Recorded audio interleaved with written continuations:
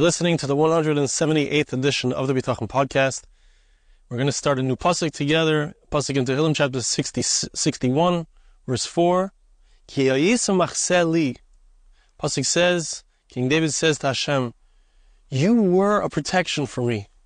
Migdalois, a fortress of strength, mipnei oyev, in the face of my enemies. Says the Radak, Ki pa'omen rabois ha'yisa machseli, l'fichach elecha ekra. This is a foundational idea in Bitachon, and that is that Dovid Hamelech is saying, I saw from my past experiences, I saw from my interactions with you, Hashem, in the past, that you protected me. When I called out to you, you answered me. And so I call out to you again today and ask you to save me again today. Which is a very powerful idea, because what it's saying is, let's look back in our past. Let's go look for all the times that our prayers were answered. Hashem, I know you answered me in the past, in this situation, in that situation. And first of all, it makes it easier for me to turn to Hashem again. It helps me. But besides that, it's a reminder, as it were, to Hashem, that, hey, you helped me before, please help me again. Says the Ibn Ezra, Ki tamid ha'yisa l'migdalois. You are always my fortress of strength. Al keinis ave, and therefore I desire that which it says in the next passuk. It says, Agura be'ohalecha olamim. Let me live in your tent, Hashem, forever. Echse b'seiser kenafecha sela. Let me be able to be protected in the hidden spot of your wing, Sela. So he's saying that you are always the one who protected me and took care of me. And therefore I say, I want to live near you. I want to live in your presence, Hashem. And I want to be protected by you, by your protective wing, for real. Meaning, what does it mean to be protected by Hashem's protective wing for real? It means that sometimes it seems like Hashem helps me. Doesn't always seem to work. Maybe my Bitachon doesn't always work. The request of Dovid Hamelech is, let my Bitachon always work. You've helped me in the past. Let it be consistent. I want to live in that space. I want to live in that place where I'm always calling out to you and you're always answering my prayers. There's a note here, Ibn Ezra Mefarish. The Ibn Ezra is explaining, Ki Dovid Hamelech b'chasoisoi, Misave liyois choisoi yoiser. A beautiful thing. You know, when a person has desires, so yesh leimana writes in Messiah, there's a classic idea of Chazal. Person has $100, he wants $200, right? It's natural to always want more. Never feel like you have enough. Dovid Hamelech is telling us that he also has desires. He also wants. I always want more, but what do I want more of, says Dovid Hamelech? I always want more connection to you, Hashem. I see that my connection to you worked. I see that my Bitachon worked. I see that my prayers were successful. You answered my prayers. Hashem, I want more of that. I want more connection. I want more spirituality. Sefer HaMaspik L'Ovdei Hashem Bir Gam King Zelashainai. In the Sefer, the Maspik, which is from Rabbi Avram and Rambam, if I'm not mistaken, he explains as well, Ki habitui bitachon kol madregas, that the concept of bitachon, so really bitachon means I trust. But there are different levels of trust. There's different levels within bitachon. V'kol hashar, sorry I missed a line, afal pishe muvona amiti shel amila, b'chayiv shetiya madrega achas nikris bitachon. In other words, Bitachon really should mean absolute trust. Full confidence, that's what the word should mean. But there are levels, that's the truth. The truth is that there are levels.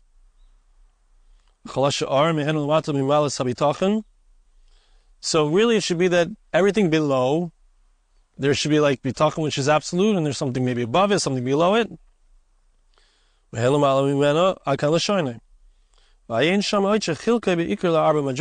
that there are 4 different levels of Bitachon.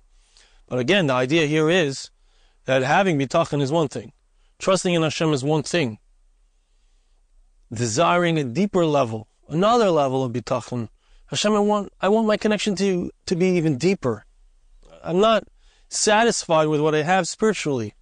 I want more. Says the Sforno, you were my protector so many times. Here's another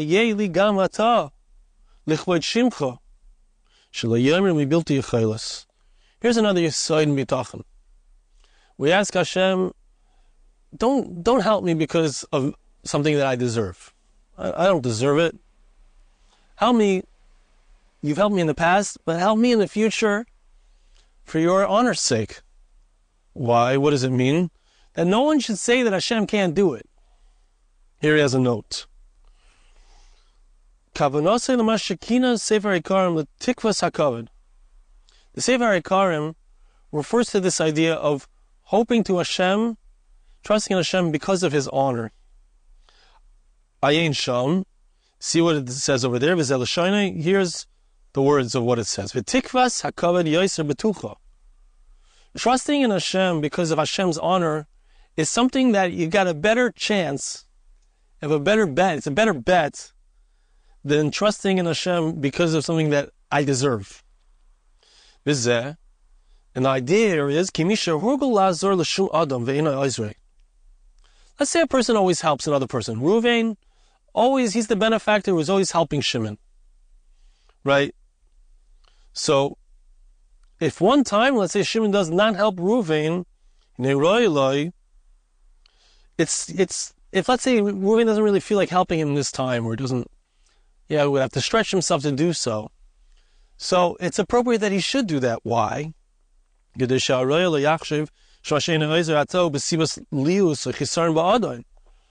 Reuven always helps him.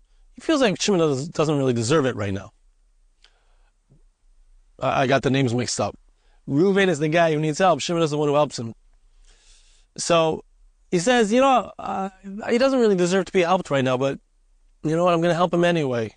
Because I don't want anyone to think that I don't have the power, that I'm not rich enough, that I'm not helpful enough. I don't want anyone to think that there's a chisar mitzidi, that there's something missing from the side of the helper.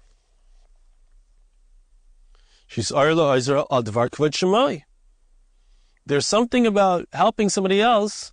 Okay, it's not as great perhaps as if the person would deserve the help, but you can understand that for the helper's own sake, it's worth it for his own honor. Like King David says in Tehillim, chapter 79, verse 9, he says, God save us, the God of our salvation. Hashem, you always save us. God, it's your custom, as it were, to save us. And the next words, help us as you always do. Why? Because it would be a pegia in your kavod. It would be a lack of honor for you if you wouldn't help us and you wouldn't save us. So what we're saying is, we don't believe that we really deserve it. God, you don't owe it to me.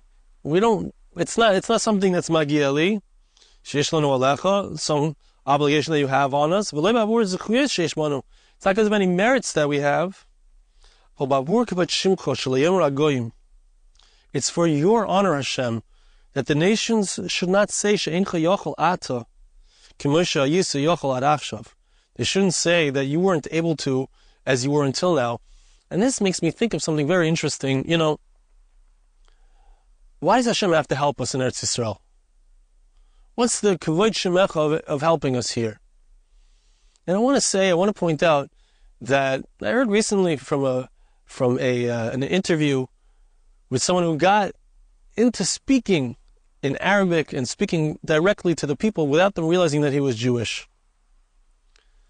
And the Hamon Am, he asked them, what's with the Jews? Do they belong in Israel? Do they have a right to Israel? And they said no. So even though in the Quran it says that the Beni Israel have a right to the land of Israel, but these are not those Jews. These are not the Bnei Yisrael, they said. Why? Because they forsook Hashem. They turned away from God. And they sinned, and as a result of their sins, Hashem forsook them. That's what the Arabs said. And this is the classic replacement theology. The Christians claim this. The Arabs claim this. The Muslims claim this. But it's an important question. Hey, we've done what's wrong, right? Didn't Hashem forsake us? Maybe Hashem doesn't want us. He threw us out of the Beis HaMikdash. He threw us out of the temple. He threw us out of Israel. We were in exile for 2,000 years. Maybe Hashem doesn't want us back. But here's an incredible thing. The incredible thing is, and I've been thinking about this a lot, the incredible thing is that Hashem promises us all over Tanakh that even when we've done wrong, even when we've done wrong over and over, can a mother forget her child? Maybe a mother will forget her child, but I'll never forget you, Hashem says. The pasukim are everywhere about how Hashem loves us, made a deal with us, and never forgets us. Hashem is ready to destroy us in the midbar because we've done wrong. Moshe says, you can't do that. You can't do that. It would be a desecration of your name, a desecration of your honor. You made a promise to the Avos, to Abraham, Yitzchak, and Yaakov. These are their children. They've done wrong, but you made a promise. And so for Hashem's honor, He needs to save us. He needs to protect us. He needs to prove. He doesn't make promises and then rescind His promises, take them back. And I was thinking that, this is perhaps one of the most powerful lessons that mankind can learn, right? It's very enticing for human beings to believe that there was a chosen people, they were pushed aside, they did wrong, and now we're the chosen people. Oh, and then the next one goes along and says they were pushed away and we're the chosen people. But the downside of that, you might think that you're now the chosen people, but now what you have basically said is that when somebody sins and does wrong, they're lost. They can't ever come back. They're destroyed. They're finished. The greatest story of tshuva, the greatest story of someone who's done wrong and fixes his actions and comes back to Hashem is the story of Am Yisrael. Yeah, we did do wrong. Yeah, we were exiled. Yes, we've been out of our land for 2,000 years. But what a story of hope. Not just for Am Yisrael, but for the whole world. That when you do what's wrong, it's not an eternal verdict upon you. Even if you've been punished, but it's not an eternal punishment. You can come back to your land. You can come back to your chosenness. You don't really ever lose it. And this might sound like, hey, what, we got chosen instead of you? It sounds bad for them because really they're not chosen. But it's an incredible, deep lesson for everyone, for every human being, that Hashem takes us back. Hashem protects us.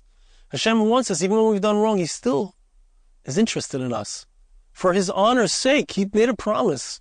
He's going to stand by this people forever. So He has to save us. He has to protect us. He has to take care of us. He can't destroy us completely. It's an incredible lesson. I think that's part of what's going on here. And Dovid Hamelech also is this idea, right? Dovid Hamelech does an avera with Bathsheba, a married woman. Nasan Navi comes to him and berates him and tells him that he's done wrong. Immediately, he says, Chatasi, I sinned. He's the classic example. King David does such a terrible sin. One of the worst, it's Yarek Val Yavor. But he's the quintessential Baal Tshuva also. He's the one who returns. He's the one who proves that we could do things wrong and we can erase those mistakes. We can come back. Hashem will forgive us. Hashem will let us start a new slate.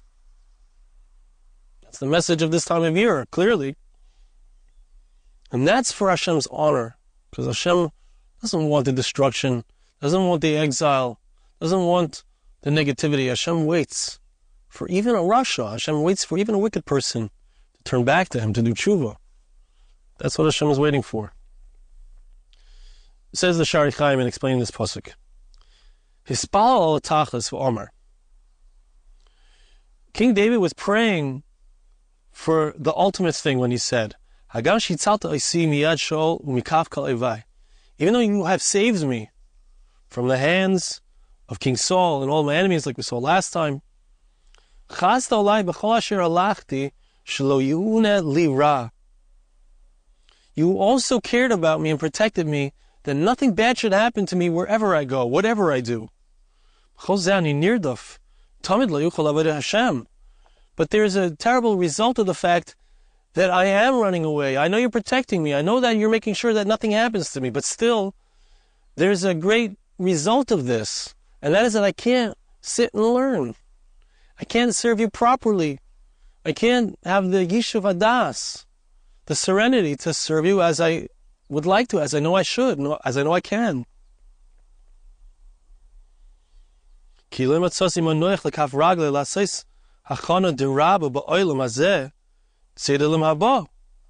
I don't have the rest, I don't have the opportunity to sit down and prepare for the next world, to prepare spiritual deeds in this world so I can have them for the next world.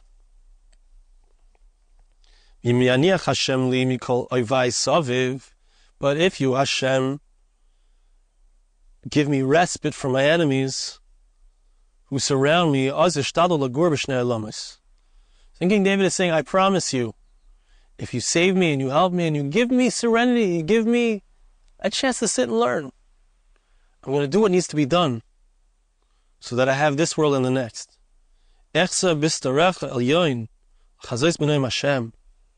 I will be able to be in the secret place, to be hidden near you, as it were, to be able to see the pleasantness of Hashem.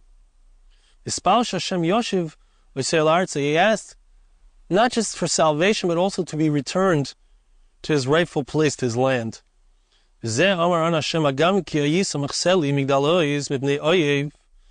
why he said, not only, I know that you are protecting me, I know that you saved me, I know that you didn't allow my enemies to get me, but that's not enough for me. I request that I be able to trust in you, that I be able to be in the spiritual place where you are indeed protecting me. That's the second passuk, the passuk that follows this, passuk A, which says, I want to dwell in your tent forever. I want to be in the place of under your wing, which means the world to come. I want to be able to get there, but I can only get there if I have the ability and the serenity in this world. Or at Moshe Hashem ani Merudov, he said, how long will I be chased after? He protected me not to be killed in this world, not to have a death, a physical death. King David requests, let me also have the peace, the serenity.